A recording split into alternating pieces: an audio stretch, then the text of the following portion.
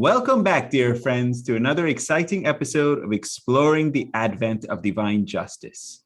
We are on part 23, covering paragraphs 108 through 115, and this is part 2. And without any further ado, we'll be reciting a healing prayer for all the friends that are unwell and infirm.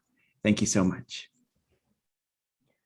O God, my God, I beg of thee by the ocean of thy healing, and by the splendors of the day star of thy grace, and by thy name through which thou didst subdue thy servants, and by the pervasive power of thy most exalted word, and the potency of thy most august pen, and by thy mercy that had preceded the creation of all who are in heaven and on earth, to purge me with the waters of thy bounty from every affliction and disorder, and from all weakness and feebleness. Thou seest, O my Lord, thy suppliant waiting at the door of thy bounty, and him who hath set his hopes on the clinging to the cord of thy generosity. Deny him not, I beseech thee, the things he seeketh from the ocean of thy grace, and the day star of thy loving kindness. Powerful art thou to do what pleaseth thee. There is none other God save thee, the ever forgiving, the most generous. Bahá'u'lláh.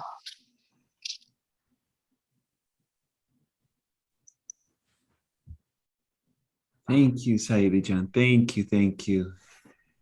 Okay, dear friends, wonderful to be in your presence once again. And tonight we continue our study of the Advent of Divine Justice.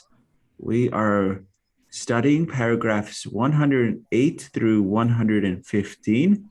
I'm going to pull up there we are. So last time we read all the paragraphs 108 through 115, and it was quite a read. And many paragraphs, I believe it was paragraph 110 and 114 were quite long paragraphs. And so, these are from the beloved guardian here is quoting the words of Bahá'u'lláh. And in these extracts, these are prophecies of Bahá'u'lláh and exhortations of Bahá'u'lláh and counsels of Bahá'u'lláh. So now these are the major themes that are covered in these paragraphs, and let me make sure everyone is muted. I just want to make sure everyone is muted. That would be good. So that would much better. Awesome. Excellent. Very good, dear friends.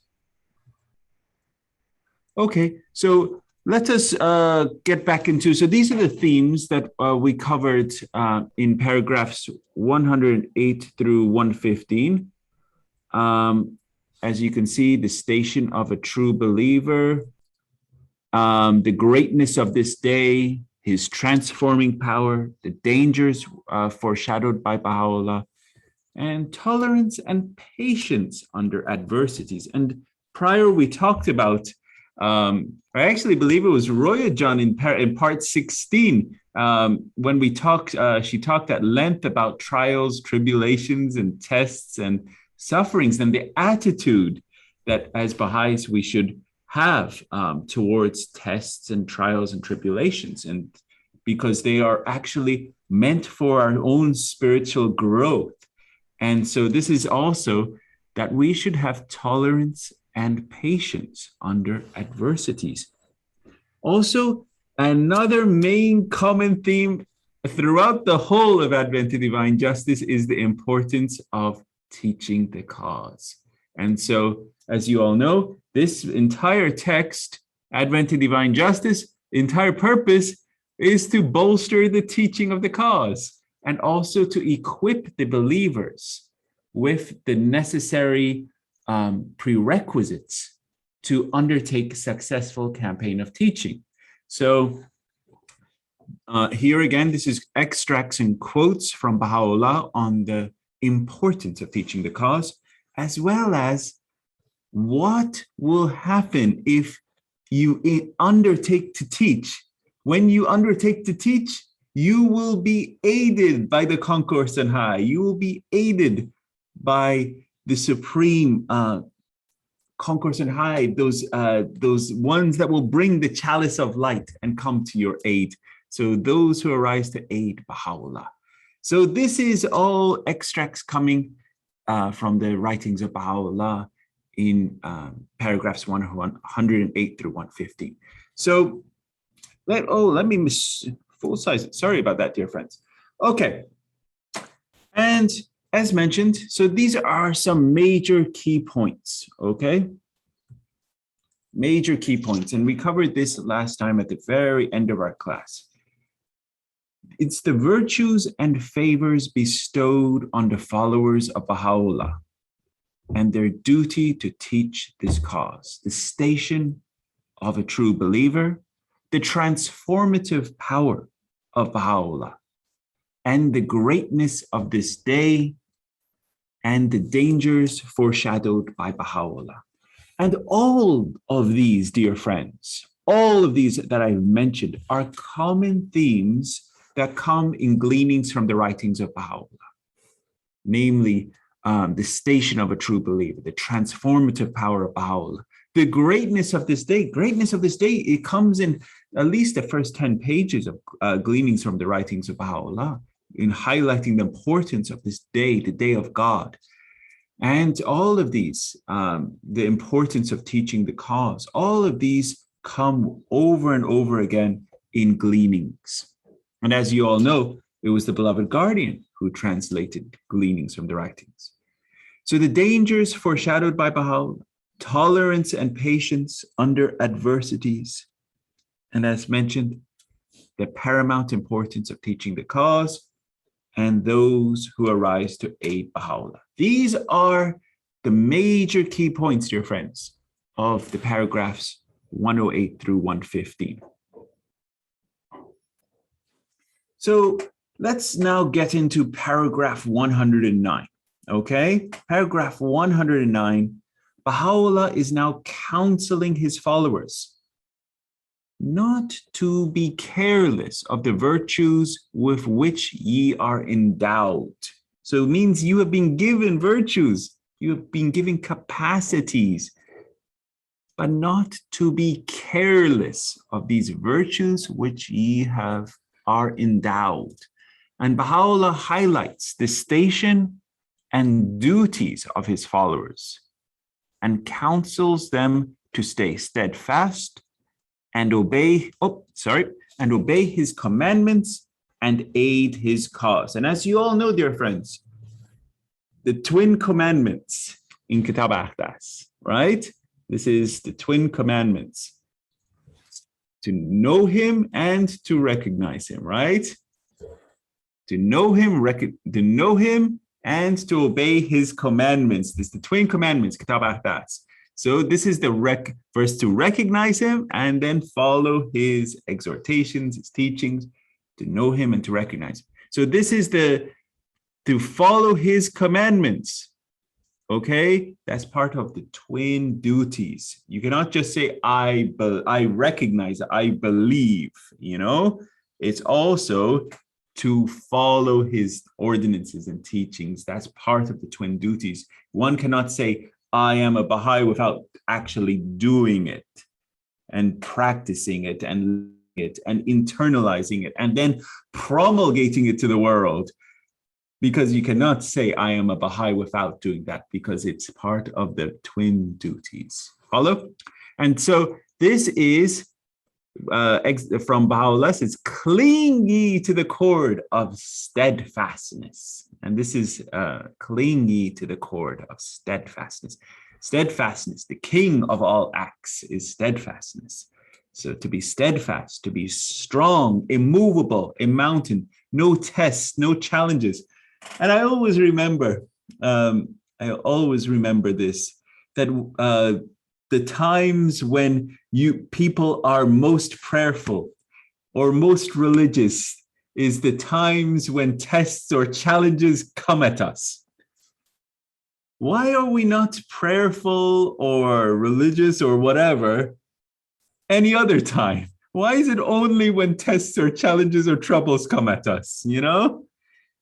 And the answer to that is we should be steadfast all the time, right?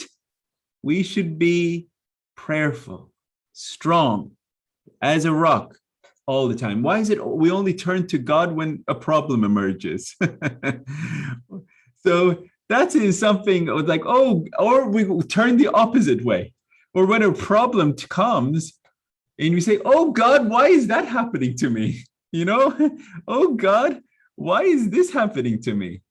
We should have faith in our Lord that as in part 16, when tests, trials, and tribulations come, it is also for our own benefits, our own spiritual development, because we are not seeing the full picture of what these tests are meant for and how they are for our own development of our character, our spirit, in the whole totality of the picture. So these tests are also meant for our capacity building. Remember, this whole beautiful plan that is being unveiled by our Lord is about capacity building too, to build our capacity to be the vehicle and mouthpiece of our Creator so that we can promulgate His word.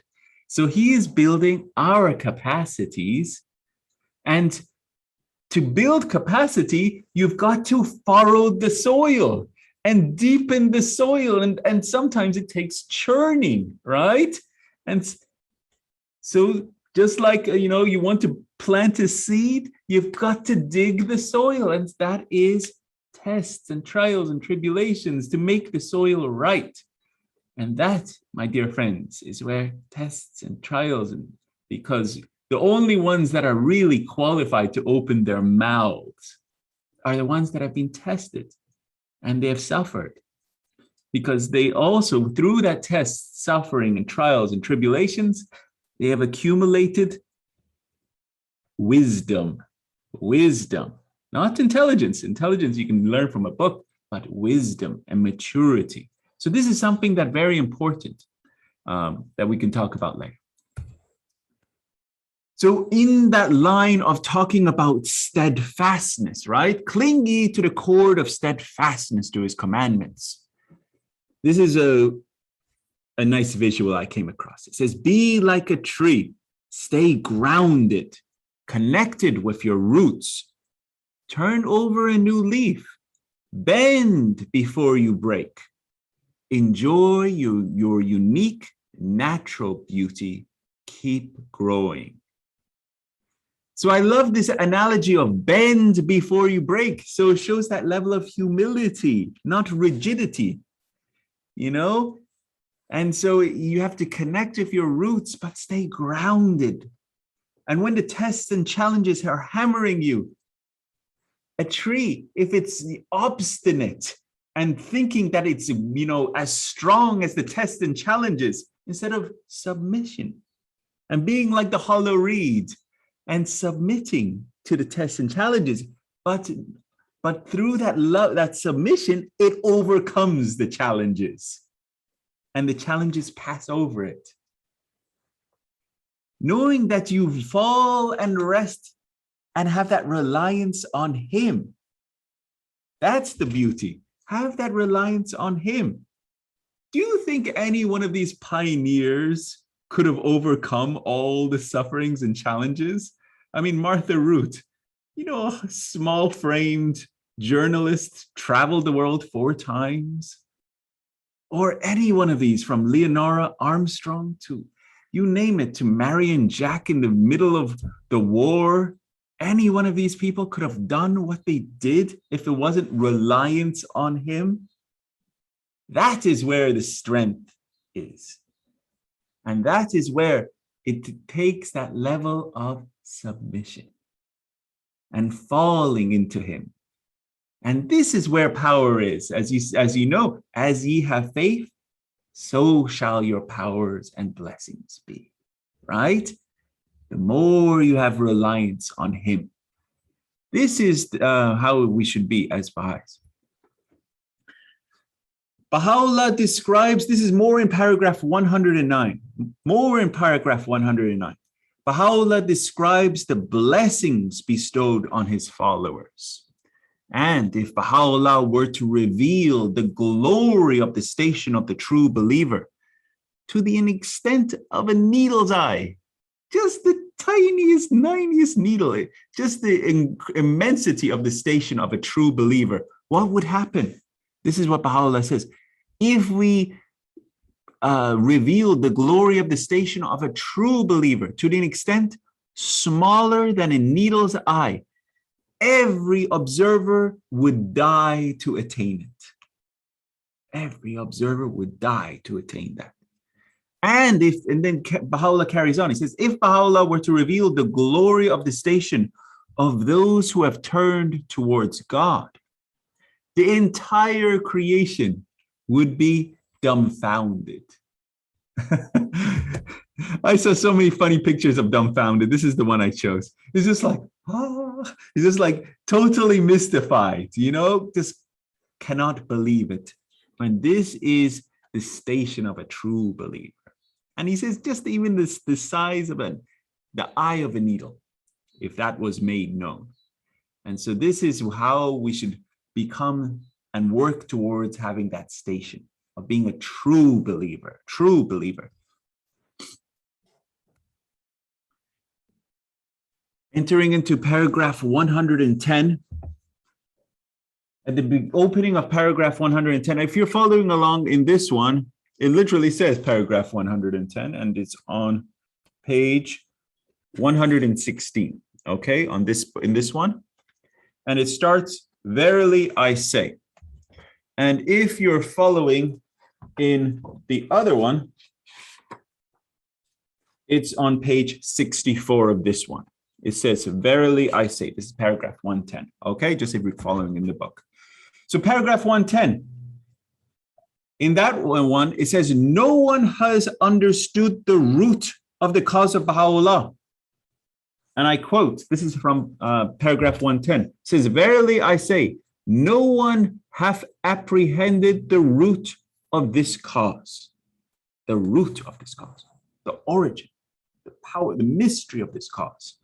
So that everyone must perceive the cause with the eye of God and listen to the word with his ear.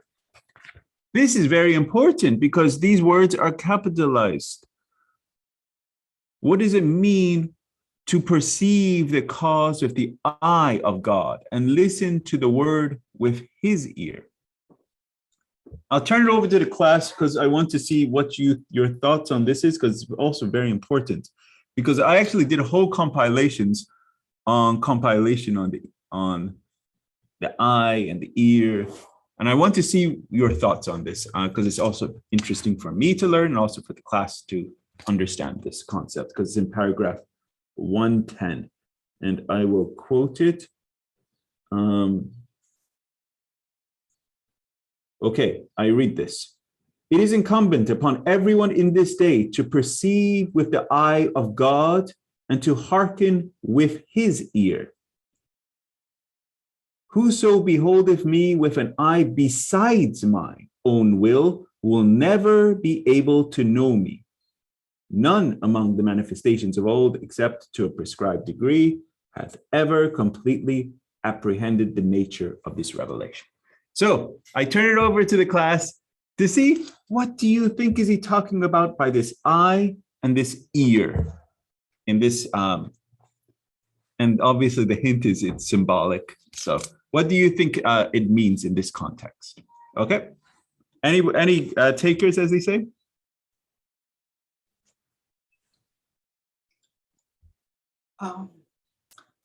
I mean, just from what you read, Ehsan John, I think if we, like everything else in the faith, if we surrender to the will of God and follow the words of God and be obedient to it, then we are seeing it through God's eye in submissiveness and obedience, unquestionable, and we are hearing it through his ears, and it signifies that, you know, if we are to focus on our own limitations and weaknesses and frailties, then of course our vision is very limited.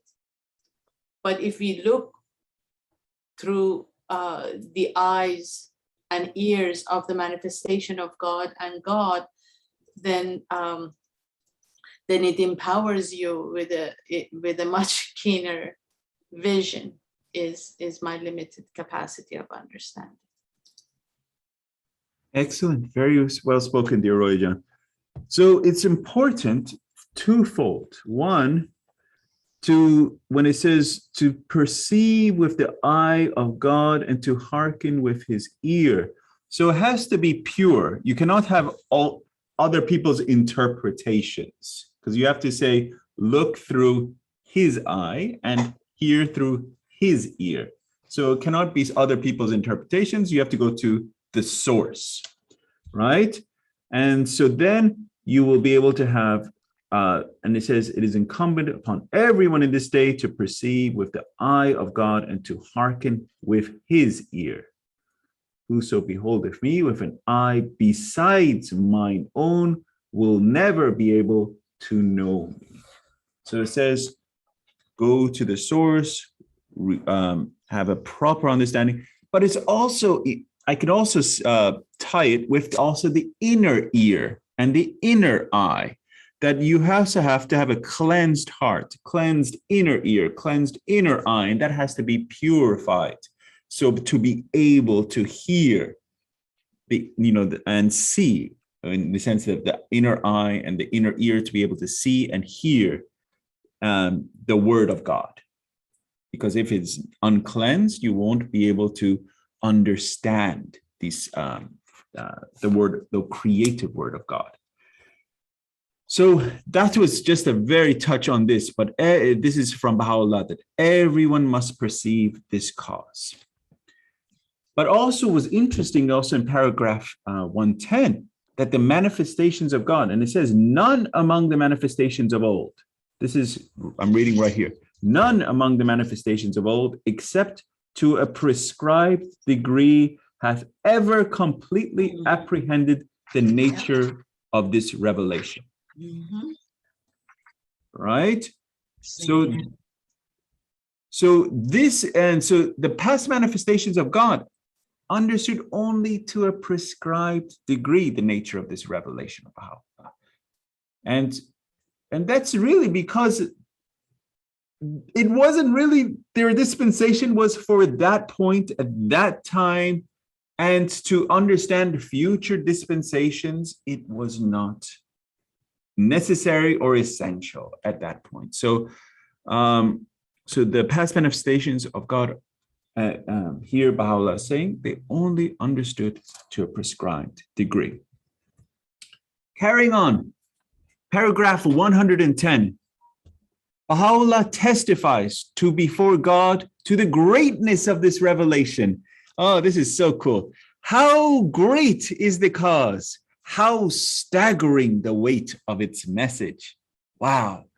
This is from Bahá'u'lláh himself. How great is this cause? How staggering the weight of its message. The cause of Bahá'u'lláh is great, and the weight of its message is astonishing. And with the revelation of Bahá'u'lláh, all previous revelations have attained their ultimate perfection.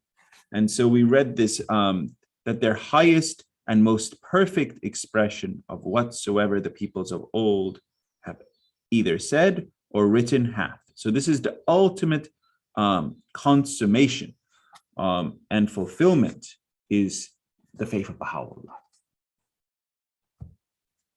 And compared to what has been recorded in the past, all that has been manifested in the revelation of Bahá'u'lláh is unique and will not be witnessed again in the future.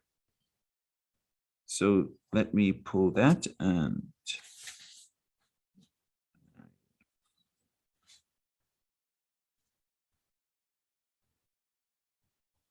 There. Yes. And so it says, the earth is God's, the most exalted, the day of the promised day is come.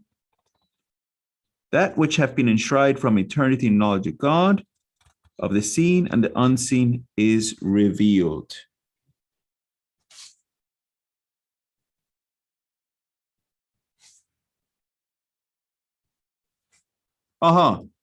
Here it is. I just want to pull this. That which have been made manifest in this preeminent, this most exalted revelation stands unparalleled in the annals of the past, nor will future ages witness its like. So that's the exact quote reference to this right here. Okay, so nor will future ages witness its like. Okay, the purpose underlying. Yes, sir.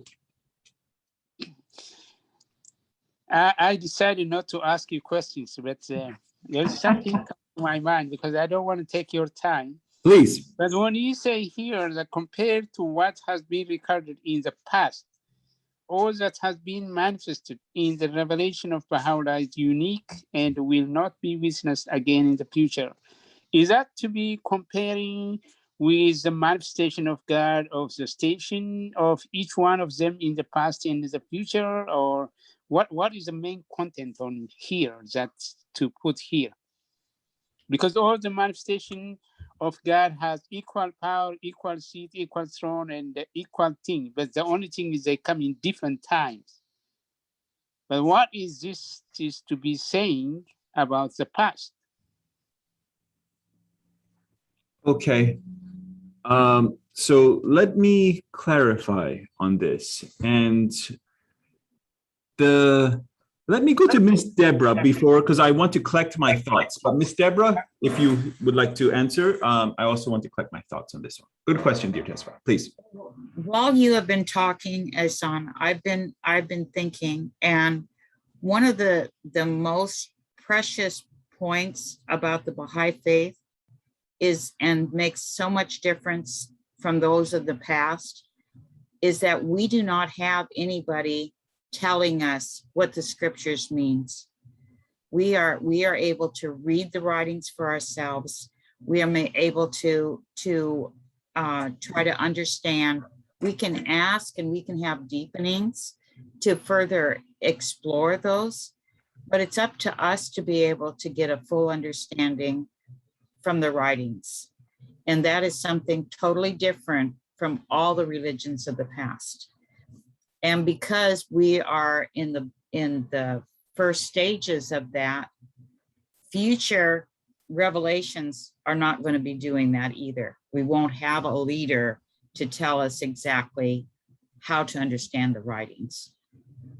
We have our own intelligence to do that, and our spirituality to do it. And it's up to us to do the writing, the reading, and the investigating and all that for ourselves. That's what makes our religion so special from all the previous ones. Great thought. Thank you, dear Deborah. Miss Yuda, you have a hand, please. Yes. Also, the Baha'i faith is a world religion, and the plan that Bahá'u'lláh and Abdul Baha have laid out is so far advanced and will last for so long that future revelations will still deal with them.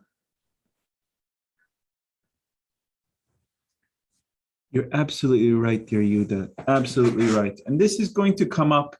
We're very close to the ending of our course over dispensation of Bahá'u'lláh. And then once we finish this, we enter into dispensation of Bahá'u'lláh. So all your questions, my dear Tesfaye, will be answered in dispensation of Bahá'u'lláh, in the sense of the question you had on how is this Baha'i faith unique? That was a question you had last week. And I answered in two different ways. One was the covenant, also the administrative order that has been placed in. Also the principles of this faith are unique. And this is the principle of the oneness of humanity is unique in this day and age. It is, so these are, all of this will be explored in much greater detail coming up in our dispensation of Bahá'u'lláh.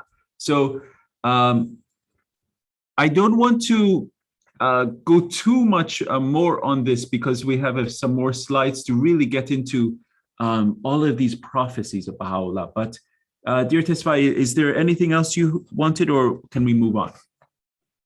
No, you can keep going, but I will try to make, the distinction between the believer side and the manifestation side. That's why I try to see what comparison is going to bring here in the uniqueness of the revelation of Bahá'u'lláh.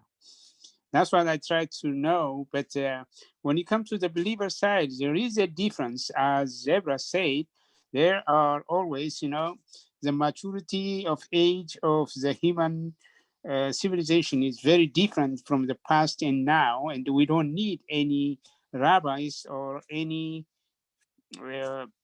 teachers or preachers or anything that we need, because we are in the maturity age and we have learned and read by ourselves and understand the cause of God. That's right.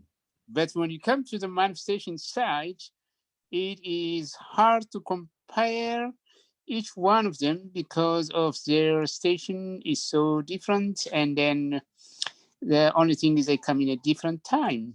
So is he comparing the manifestation of God, the past, or the believers? So that's why I just try to figure out. So dear Tesfaye, in Kitab Iran, the book of certitude, Baha'u'lláh says that they differ in twofold. They differ in the period of time that they come, and they also differ in the intensity of their revelation, the light of their revelation. So their message, the amount of light that is coming per se, the intensity is different. So the principles and teachings and everything is of a different light, amount of energy that is being pushed out. So if that intensity was more in the period of Christianity, it would have overwhelmed those peoples if it was in the same intensity as in this day and age of the age of Baha'u'lláh. They could not have handled it. As you saw earlier, let me go to that slide. If they would have been dumbfounded if they got the energy or the spiritual energy in the time and period of Christianity, as if His Holiness Jesus Christ was talking about the oneness of the world of humanity and the equality of women and men and the harmony of science and religion. Do you think they would have honestly understood what these grand principles brought by Baha'u'lláh, elaborated, interpreted by Abdul Baha, are about if in that period of time? This is the uniqueness of this day, that we have this revelation, that the capacity of humanity has been raised, and that the spiritual consciousness of humanity is ready and thirsty for this prescription in this day and age. So this is why Baha'u'lláh has brought a new prescription for this day and age, because the time demands it. The time demands the equality of women and men. The time demands that racism be eradicated from the face of this planet. The time demands it. And this is why the message has been given. And so that because these ills that are facing humanity, we're reaching a point where every day we see bloodshed on this part of the planet or this part of the planet, because we're not, the prescription is not being given, and the world is afflicted and sick. So these are a long answer to your question, dear Tesfaye, but that really was It's very helpful. It's nice. Thank you. excellent. Thank you so much. Very good. Thank you. So carrying on, compared to what has been recorded in the past, all that has been manifested in the revelation of Baha'u'lláh, as mentioned, is unique. And this is coming straight from paragraph 110, carrying on. It is unique and will not be witnessed again in the future. The purpose underlying all creation is the revelation of this day, known as the Day of God.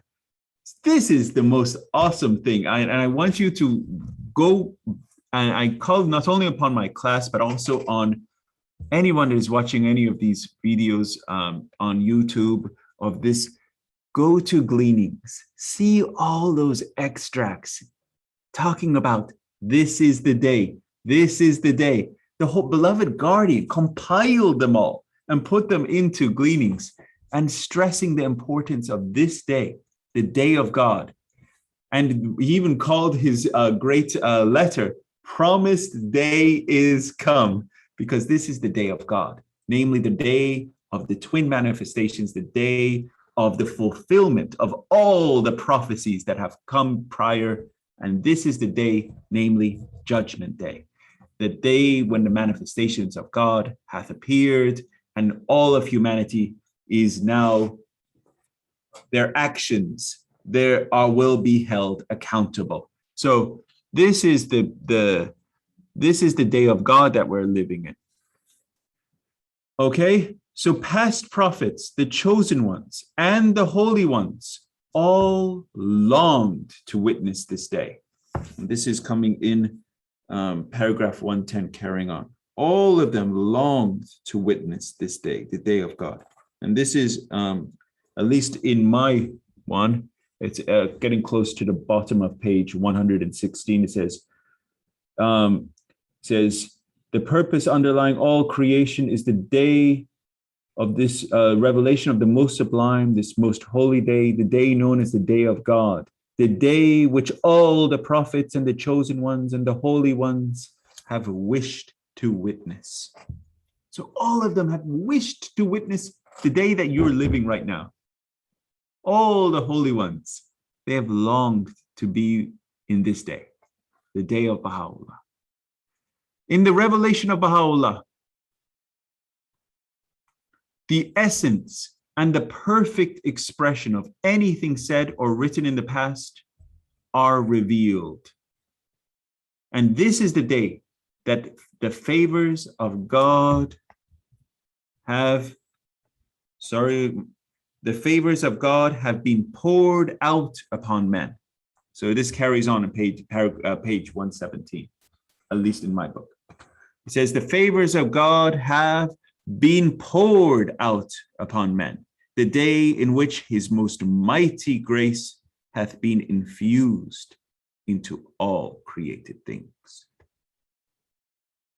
It's just poured out upon men. And when I see people just turning their back on the faith, whether they're Baha'is or not, or it's an individual has been, someone presents the faith to them and just turn their back on it. It reminds me of someone just putting up an umbrella. The grace of God is pouring out upon all men. And they're just saying, no, I don't want that grace pouring on me. It's not for me. So they just put up an umbrella. But it doesn't mean that the rains are still pouring. And the grace of God is flooding the whole world.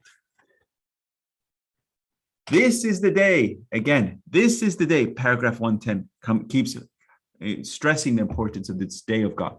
This is the day that the favors of God have been poured down on mankind, and his mercy has permeated all created things. You know, I lived through Hurricane Harvey. I don't know how many of you have experienced a true hurricane. I live in Texas, of all places, and I've seen rains. And when I think of the flood of the grace of God, I think of Hurricane Harvey, when it's the rains are so substantial and just pouring. So let us first go to Riaz John, and I don't know if Deborah, you still have your hand up, you have or you just didn't put it down. Okay, Riaz John, please. Yes, in relation to people holding up opening up an umbrella to avoid the pouring mercy and the pouring revelation. Right. At the end of the hidden words of Baha'u'lláh, at the very end, Baha'u'lláh makes a statement about this revelation. The last statement in the hidden words, and he mentions this mystic and wondrous bride, hidden this beneath the veiling of utterance. So my point is, what I get from this is this utterance itself is a veil beneath the veiling of utterance, so that even utterance, meaning the revelation revealed in language, even that is a veiling. It's even though it's been revealed in them as clearly as possible and as emphatically as possible. The language, the medium of language, apparently, Baha'u'lláh calls the veiling of utterance. That's right. Yeah, it's a limitation factor, because then if there's limitations in language, and then that language has to be translated, and even the most amazing translations of the beloved guardian, and then whoever translates it from the sources, even though there may be authorized translations, even in those translations there's limitations, and we see that all the time. And especially a great text such as the hidden words, with mystical and allusions and symbology, the words do not even come close in the translations to the Persian and Arabic, and sometimes those allusions and mystical references get lost in translation. And so that's why it took many years for even to get an authorized translation, because of the complexities of the hidden words, and same as the 7 valleys, the 4 valleys. And so that's why these type of works, having so many levels and dimensions in the language, as you very clearly said, Riaz John, the language itself can be a veil in itself. And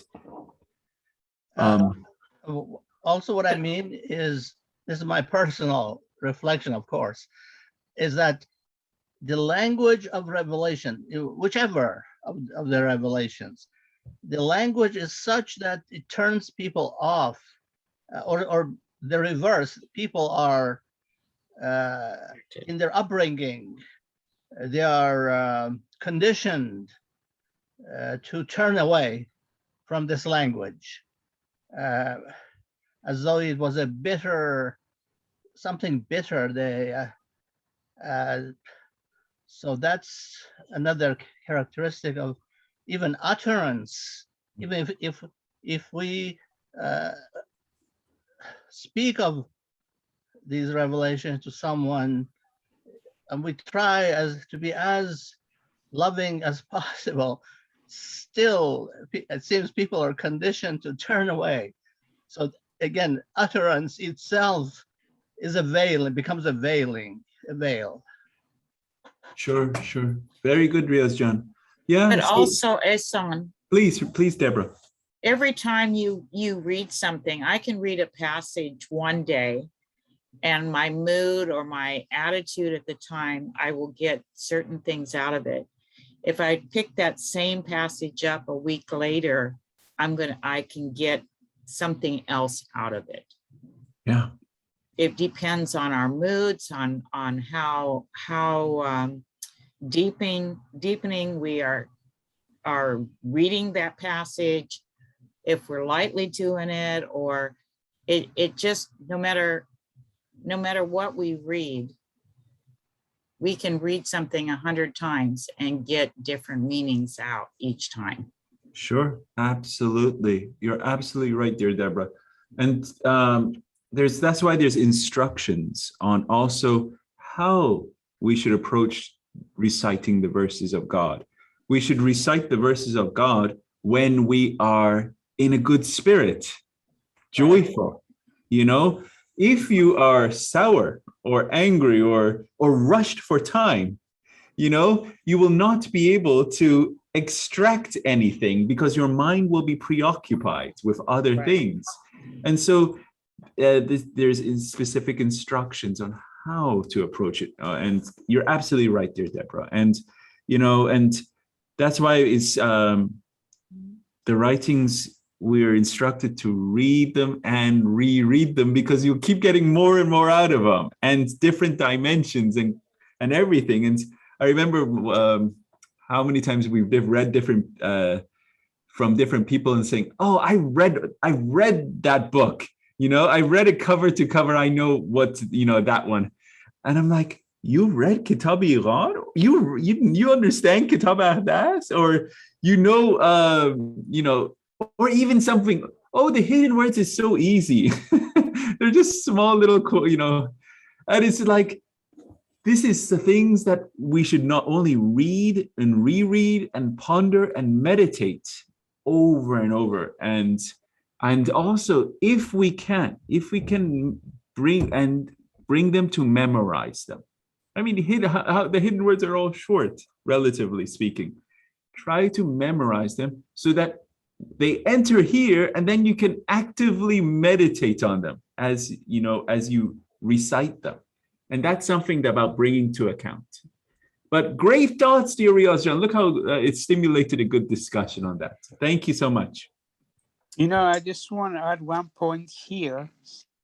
The Persian believers, they got a great advantage because they got the original handwritten of Bahá'u'lláh and then the original prescriptions and everything in their own language rather than this translation. So they got more deepening, more understanding, and then they know more about the faith than we do. So most of the time we learn from them when they chant prayers, and then everything always, it touches me.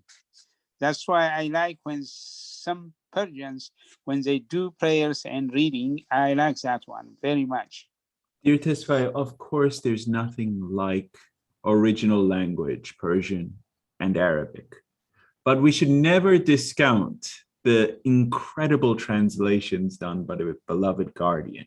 You know, what he has done for, you know, translating the sacred texts, you know, the gleanings and all the prayers and meditations, what the beloved guardian has done in the sense of these translations for the Kitab Iran, Kitab Ahdas. It's all work of the beloved guardian. And of course, even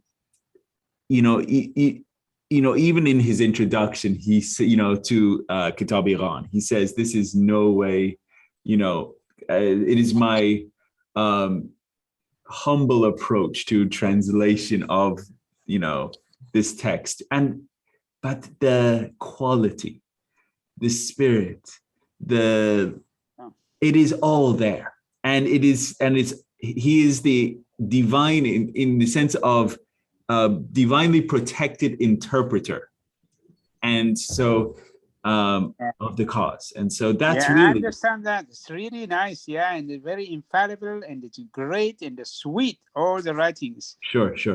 I'm not saying that, but more is to be in the original language, is to be much more understandable for those who speak the original language. You're right on that level. And that's why the beloved guardian, as well as it is encouraged, they have encouraged us to learn these languages and to be able to read the writings in its original form. So, and you can find those extracts in the writings.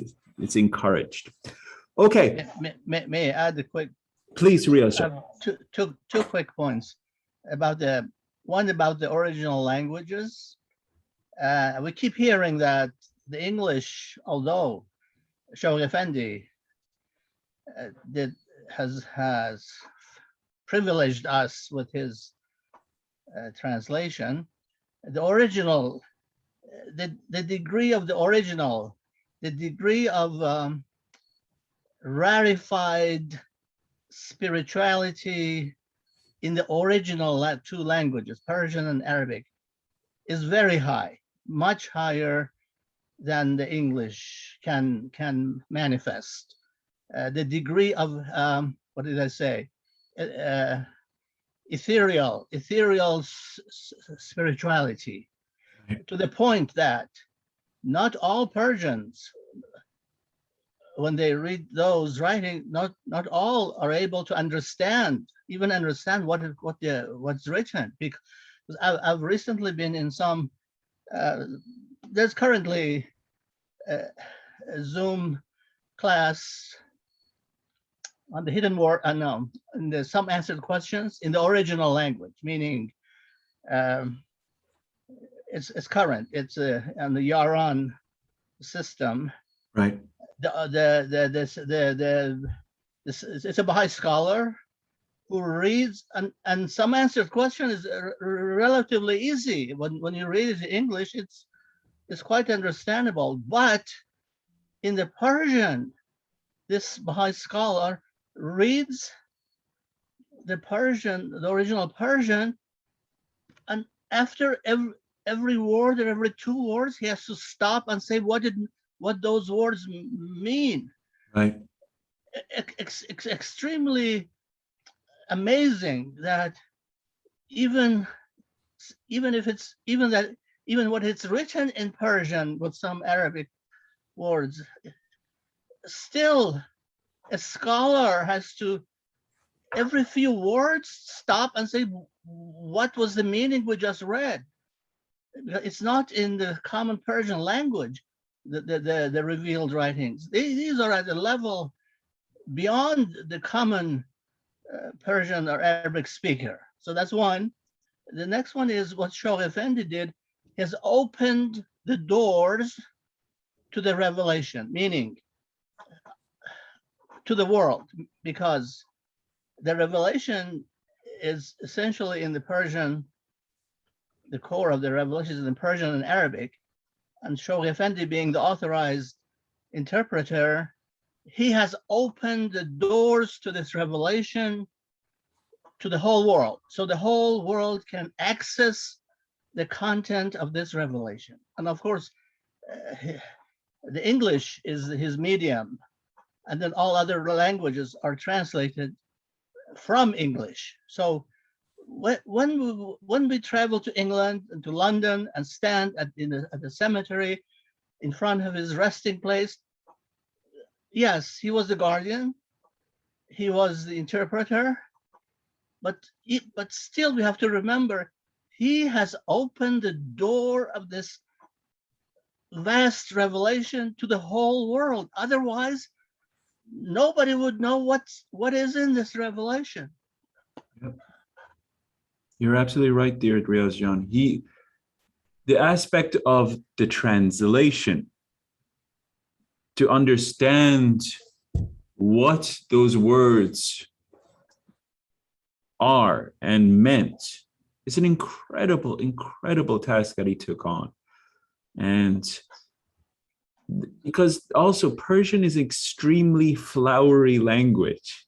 I mean, with so many metaphors and aphorisms, it ties it to Rumi, it ties it to Attar, the poets from this bygone age, and then it ties it to Quran or Hadith, and it ties it, to the Bible, and it ties it to this and that, and it also has a very rhythmic and beautiful, and so you may not, if you don't have the background knowledge of this or that, it just goes over your head.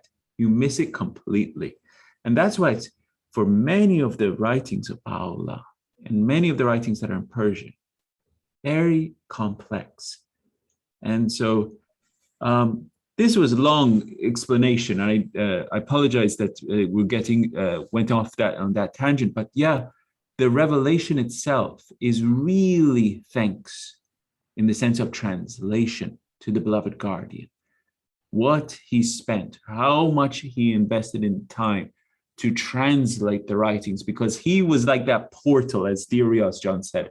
He was the portal to open the door to all of humanity to have that infallible interpretation of the revelation of Bahá'u'lláh, Abdul Baha. And so, because it would have been overnight completely gone askew and turned into 1,000 million different interpretations, and all of the per se nonsenses would have entered into the cause so fast if it wasn't for the guardian spending that time to properly interpret and guide humanity. And so from his infallible interpretations, then translations were made. So it really was thanks to the beloved guardian. Really. Thank you so much. Carrying on paragraph 110, dear friends. As mentioned, all the prophets of the past have announced the coming of this day, the day of God. The promised day has come. The promised one has appeared. That which had embodied in the knowledge of God is revealed in this day, the day of God.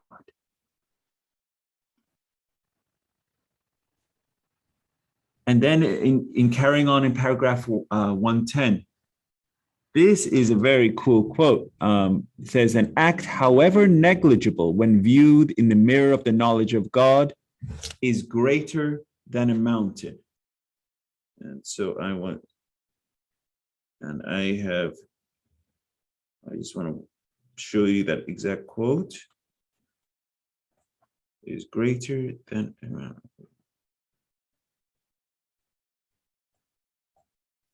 So that's comes in, at least in mine, is on the top of page 118. On the top of page 118, it says, an act, however infinitesimal, is when viewed in the mirror of the knowledge of God, mightier than a mountain.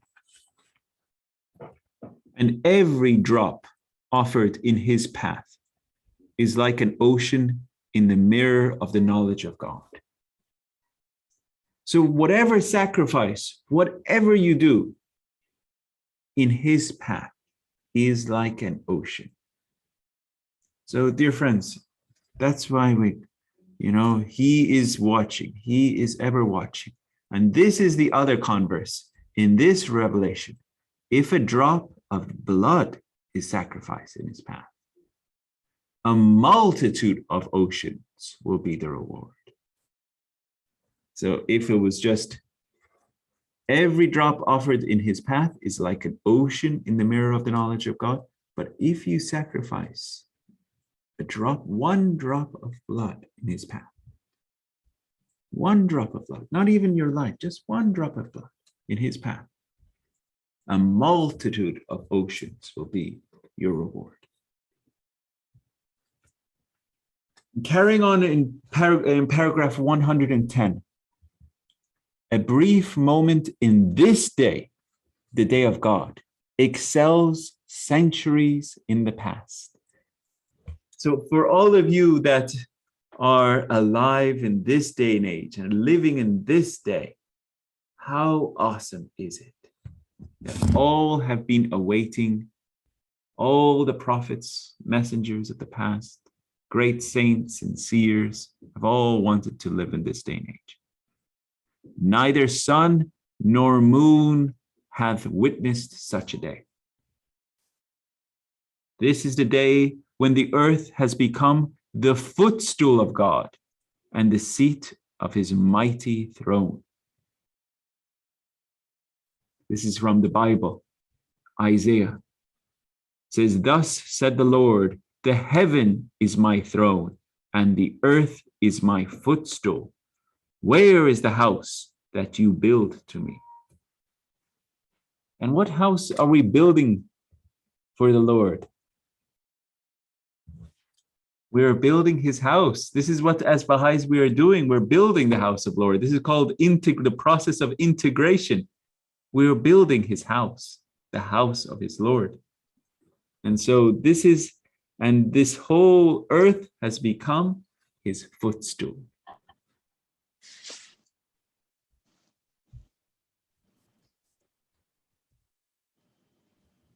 And carrying on. In this day, the world of being is illumined with the revelation of Baha'u'lláh. The universe is in joy, and the scriptures of the past celebrate the great jubilee. That must greet this day. Okay. And this is in middle of paragraph one, middle of page 118. It says the universe is wrapped in an ecstasy of gladness. The scriptures of past dispensations celebrate the great jubilee that must needs greet this most great day of God. And this jubilee is a great, great celebration. And how the Levites sound the trumpet of a jubilee. So they're announcing, they'll call on their great horns. And this is the day of God. And so this is the day we're living in, the day of the Lord. And I was reading the qualities and attributes that the beloved Master said that we should have in relation to this day, the day of God. And before I carry on, I want to share this 2 seconds. The beloved Master said that our faces should be wreathed in smiles. It should be constantly wreathed in smiles because the whole universe is in joy. Why should our faces be glum? We should be so joyous if we knew what day we are living in, the day of Baha'u'lláh. And that our hearts should be so uplifted by this mere fact, and that we should be also have immersed the knowledge of the faith of God into our minds and especially into our hearts, and just ready to pour that out to the world. And our faces should be a living proof of this, and that we should be so jubilant, excited, and be like that trumpet blower, just ready to blow our trumpet in sense of blow our proclamation to the world. Follow? So this is the attitude that it says our faces should be wreathed in smiles and happiness. And in this day, a different sun has arisen. And what is sun here symbolic of? Manifestation of God. And we see that that terminology comes in Kitab-i-Iran, these words and symbology. So a different sun has arisen, and a different heaven with its stars and planet has appeared. Again, the symbology of the planets and stars and sun has appeared. And all of this is symbology of the revelation of God. Heaven and stars and planets has appeared. So the revelation of, so the sun has arisen, namely a manifestation of God has arisen, and a different heaven with its stars and planet has appeared. It's the revelation that corresponds to the sun. There is another world and another cause. This is another world and another cause, and the past ages and centuries cannot match this day. So all of this again coming in paragraph 110. And in this day again, all of these is coming in this day, in this day, in this day. The beloved guardian wants you to see the importance of this day. In this day, the human ear can hear what Moses heard on Sinai. The human ear can hear what Moses heard on Sinai, and Muhammad heard in his ascent, the Mirage, and Jesus heard when ascended to heaven. So how special is that, the importance of this day? And that goes to along with what Deborah said, the importance of this day, that this is the day of God, that Now even the human ear can hear the words of God, the revelation itself, the purity and the creative word, and not have that intercessory, in the medium, whether it's the clergy or any of one of these, that we as a human ear we can hear the pure revelation, the voice of God in this day and age. So this is God's day. And this is coming again. This is the day of days. This is God's day.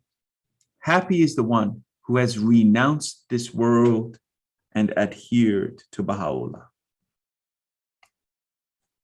And so this comes now, we're on page 119. It says, this day is God's day, and this cause is his cause. Happy is he who hath renounced this world and clung to him, who is the dayspring of God's revelation.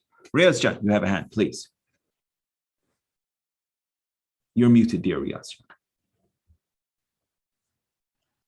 In relation to this last statement and the last line, adhered to Baha'u'lláh. So here, the name itself of Baha'u'lláh appears to be a veil, and Baha'u'lláh himself in the tablet to the Christians, which is published, it's translated and it is published and available in the book Tablets of Baha'u'lláh, or the earlier edition, Tablets of Baha'u'lláh, revealed after the Kitab Aqdas. One of the first tablets is a tablet known as a tablet to the Christians. And in that tablet, Baha'u'lláh opens that tablet with this question: has my name impeded you from recognizing me? So here is Baha'u'lláh himself acknowledging this veil of utterance, the veil of language, and especially the veil of his own name. Sure.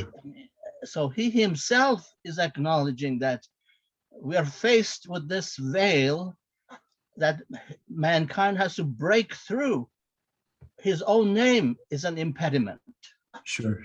Yeah, this is part of the kingdom of names. And this is mentioned several times, that the names itself can be impediments and obstacles to a search of a believer, a true believer.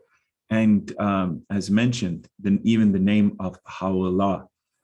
And even though it is also in the Bible, it translates to glory of God, the glory of the Lord. And in Aramaic, it's right there. But if their friends, look to this name and it's like, what is Bahá'u'lláh? That's foreign to me, And so, even though in Arabic, it's the name is Baha'u'lláh, and it translates to glory of Lord. And you're absolutely right, dear Riyaz Jan. Names can become obstacles to the search of an individual, and that's why it says that do not get lost in these names, because this is where many individuals have fallen and stopped their search, because the names have prevented them from undertaking. And it's even especially the name of Baha'u'lláh. I know so many people that they have fallen in love with the principles of the faith, but when they heard the name Baha'u'lláh, that ended their search, because that was an obstacle for them. And they didn't even know what to do with that, and that prevented them from even undertaking the search. And so you're very right. But it is that most great spirit that animated every one of these divine lights.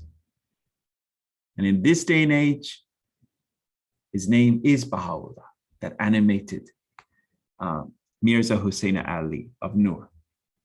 And it's the same spirit that animated at a different point of time the carpenter of Palestine.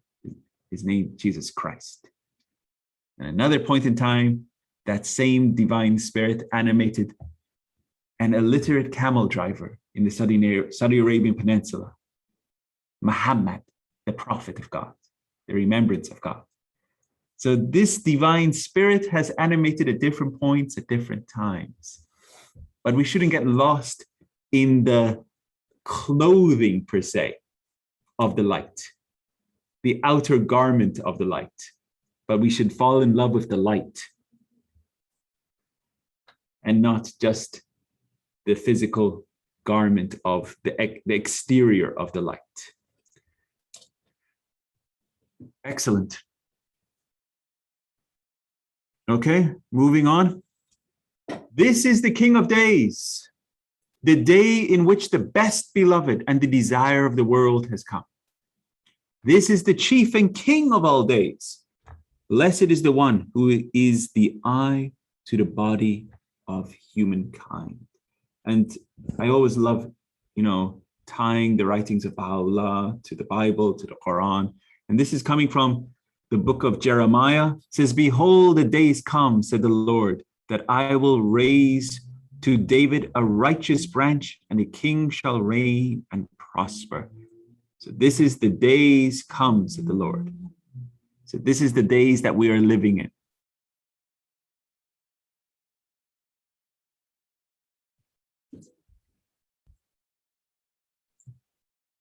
This is a peerless day, meaning it cannot be compared to any other day. Peerless, as it is as the eye of past ages and centuries, and as a light to the darkness of our time.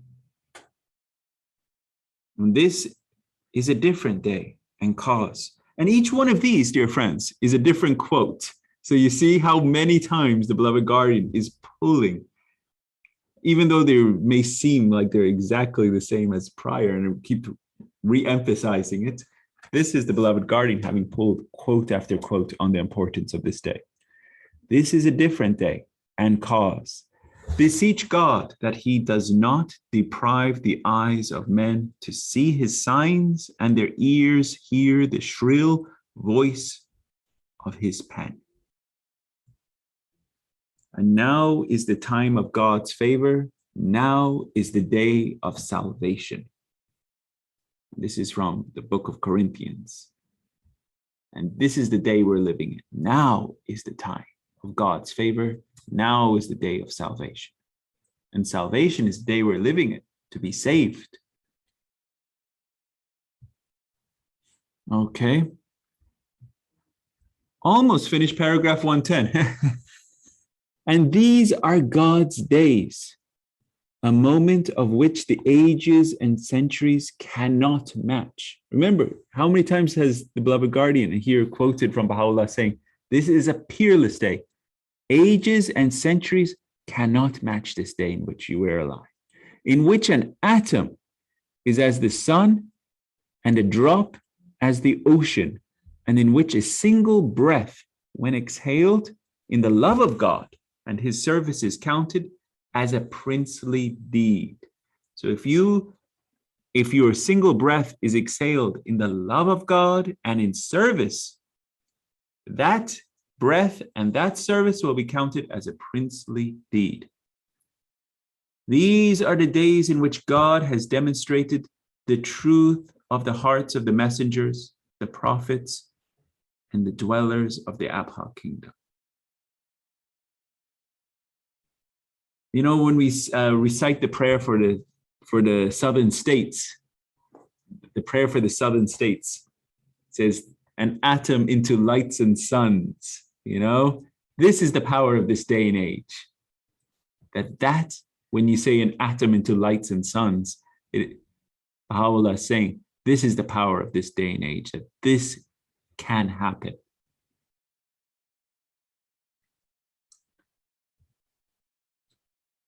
If greatness of this day is fully revealed, everyone would sacrifice countless lives, how much more corruptible treasures of this world, to partake of its great glory, even for a moment. And in this day, everyone who sees must observe. Every ear that listens must hear. every heart that understands must perceive, and every tongue that speaks must proclaim the name of Baha'u'lláh to all who are in heaven and on earth. And this again from Isaiah: give praise to the Lord, proclaim his name, make known among the nations what he has done, and proclaim that his name is exalted. So the moment you know the importance of this day, the day of God, the day in which you're living, the day of Baha'u'lláh, here says everyone who sees must observe, and every ear that listens must hear, and every heart that understands, they must perceive. And then if that is the case, and every tongue that speaks must proclaim the name of Baha'u'lláh to all who are in heaven and on earth. And the prophecy says, give praise to the Lord, proclaim his name. So there you are, dear friends. These are the key points of the quotations in paragraph 110. This is a matchless day. Matchless should be the tongue that praises Baha'u'lláh. So if this day is matchless, your tongue should be matchless to proclaim his message, And matchless, the deed that aims for acceptance in his sight. The whole human race has yearned for this day. And this is the extract. Oh, I love this extract. I'll get Riaz John to read this for me as we're getting ready to close. Go for it, Riaz John. This is a matchless day. Matchless must likewise be the tongue that celebrateth the praise of the desire of all nations, and matchless the deed that aspireth to be acceptable in his sight. The whole human race hath longed for this day, that perchance it may fulfill that which well beseemeth its station and is worthy of its destiny. Words of Baha'u'lláh. Beautifully read, dear Riaz John. And that is the extract closing of paragraph 110. So this is coming straight from the Advent to Divine Justice, Words of Baha'u'lláh, and the last extract in paragraph 110. And here again, this is the day in which God's most excellent favors have been poured out upon men. The day in which his most mighty grace hath been infused into all created things. It is incumbent upon all the peoples of the world to reconcile their differences and with perfect unity and peace abide beneath the shadow of the tree of his care and loving kindness. So this is the day. So there we are, dear friends. We'll stop here. We're getting close. Yeah, we're only 5 minutes before 8:30. So at least we finished up paragraph 110. That was a long paragraph covering the importance of this day. And you see how many times, dear friends, the beloved guardian has pulled the quotations from Baha'u'lláh to emphasize to each one of us that is reading these writings the importance of the day that we are living in, and to understand that importance so that when we understand it, you remember it says, so that your eyes understand it, so your ears understand it. And if your ears and your eyes understand it, your tongue should understand it. So you should be openly proclaiming his name. So you follow? So that's really the beloved guardian tying the importance of this is the day, so emphasize it, and then at the end saying, now you understand this day. Now teach, proclaim his message. Any thoughts, my dear friends, as we're getting to close for this session and for tonight? Any thoughts, questions? You know, there is something to say about this revelation and the greatness of this revelation, as it says, is matchless. And then what I understand is, comes to my mind is from the year 1844 up to now, and then for 1,000 years that this dispensation is staying. Whoever born after 1844 is born in the Baha'i era. Either they accepted it or not. Like when we go out election for the president of United States, not every American are voting, only few of them. But he's still president for 4 years, either you like it or not. But now this phase, we have a chance to come and accept, and he opens the door for us. And now we have obligation to teach and spread the faith, because he can't open the door for all the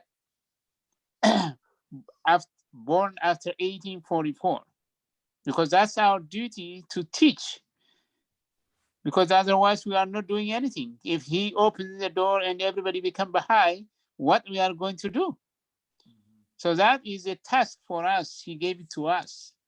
And that is to be the greatness of this. And so we need to enjoy it by being Baha'i, to get this opportunity to serve the cause.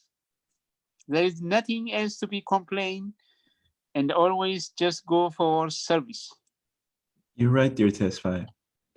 When I was in a conference, and I was giving a talk at this conference, and there was a session, and I mentioned that teaching is a duty, right?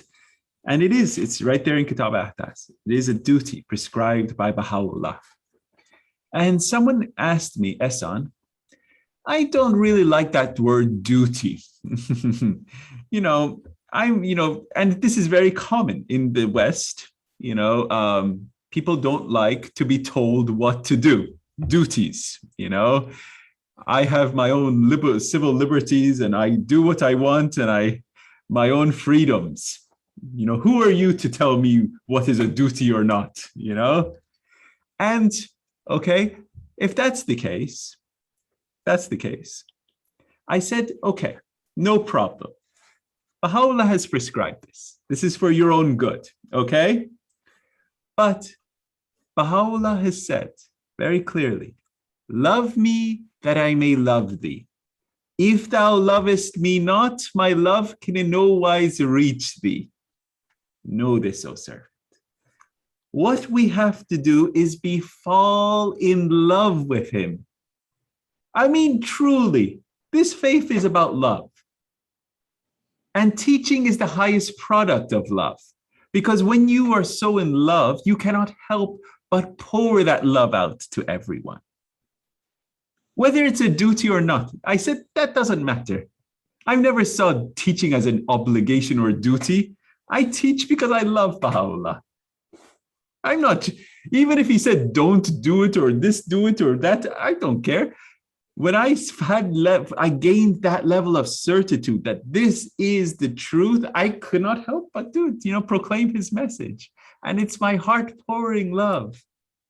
And dear friends, when you fall in love, and the more that you gain that certitude and love, you will not be able to keep your tongue from pouring his name out. And that's really the simplest way I could explain the aspect of teaching. It is love. And it's just like, I tied it in one past session to when you fall in love with a girl or a boy. When you fall in love with, when I fell in love with my wife, I couldn't help mention it to my friends, my close friends. I couldn't, my mouth would just quickly, my friends had immediately noticed my demeanor had changed. And there was something different about me. And I couldn't help but tell them, I've met this lady and there's something different about her.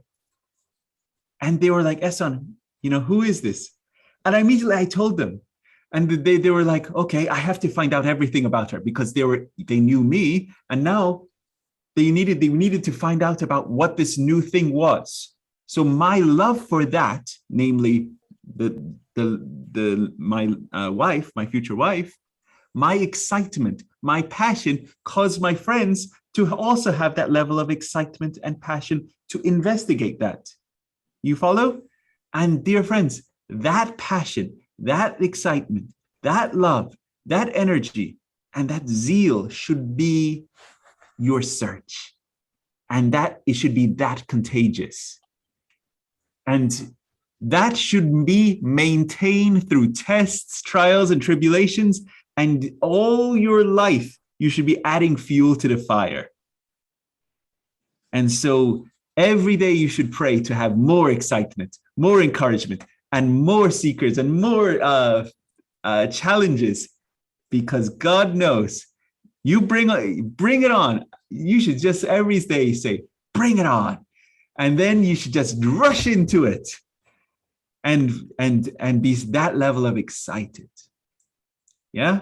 And that's all I have for tonight. But dear friends, I'm so happy to be with you. And I probably won't sleep tonight because I got too excited, but love you all. And who would like to share a closing prayer for us this evening?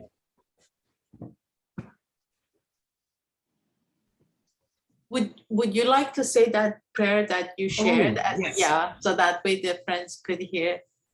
Let me open it. Yes. And we can dedicate it to Mrs. Dunn. Yes, Mrs. Dunn. That was her favorite prayer too. So, dear friends, this is a prayer that is in our prayer book. It starts, "O Lord, my God and my haven in my distress." Okay, this is a prayer that the beloved guardian said that this was his favorite prayer. So I'm going to recite it for you as our closing prayer. Thank you. O Lord, my God and my haven in my distress, my shield and my shelter in my woes, my asylum and refuge in time of need, and in my loneliness, my companion, in my anguish, my solace, and in my solitude, a loving friend, the remover of the pangs of my sorrows and the pardoner of my sins. Wholly unto thee do I turn, fervently imploring thee with all my heart, my mind, and my tongue, to shield me from all that runs counter to thy will in this the cycle of thy divine unity, and to cleanse me of all defilement that will hinder me from seeking stainless and unsullied the shade of the tree of thy grace. Have mercy, O Lord, on the feeble, make whole the sick, and quench the burning thirst. Gladden the bosom wherein the fire of thy love doth smolder, and set it aglow with the flame of thy celestial love and spirit. Robe the tabernacles of divine unity with the vesture of holiness, and set upon my head the crown of thy favor.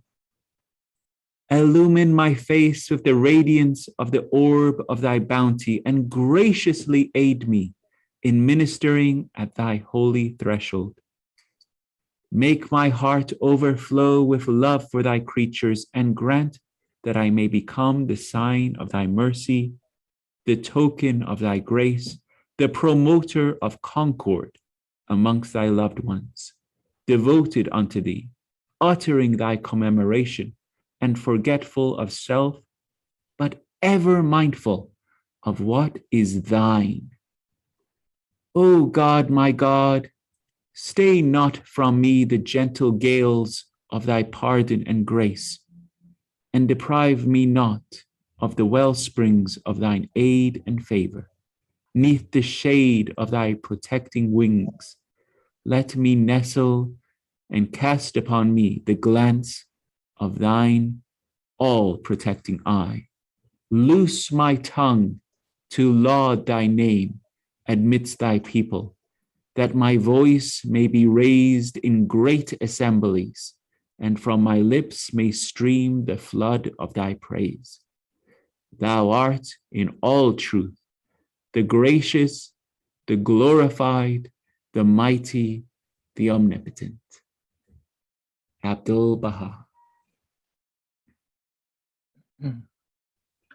Which section in the prayer book is this?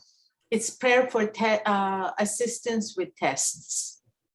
Oh, thank you. Category of assistance with tests. Oh, thank you so much. Thank Yes, you. it starts again, O Lord, my God and my haven in my distress. Thank you. Thank you so much. In my book, it's in nearness to God. The prayer Okay. book that I have is nearness to God. Oh, Excellent. in yours is nearness to God. Yes. In mine is assistance with tests. It says on in the reference library, it says Yeah. starts pages 30. Yeah, I have it on page 30 and Okay. ends page 31. Exactly. Okay. You may have the newer book cited, John. I don't know. Maybe, I don't know. It's I have it in page 132 and 133. Okay. It's Yeah. also, In this- it's in this also prayer under book. nearness to God if you have your prayers on your phone. Mine is Okay. on my phone. And Excellent. it's under nearness to God. So as mentioned, that was the most favorite prayer of the beloved guardian. So I just wanted to share that with you tonight. And thank you, every one of you, for being with us tonight. And next time we should finish up paragraphs 108 through 115. And then we'll be on our last part, part 24, covering the last section of the text. So thank you, every one of you, and wishing you a wonderful evening.